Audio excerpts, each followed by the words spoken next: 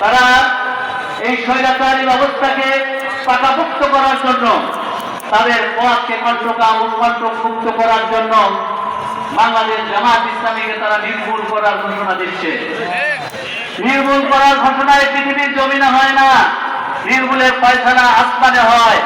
জামাত ইসলামীকে নির্মূল করার জন্য বিগত ফ্যাসিস্ট সরকার 17 বছর জামাত ইসলামীর উপর এমন অত্যাচার নাই যা চালায়নি।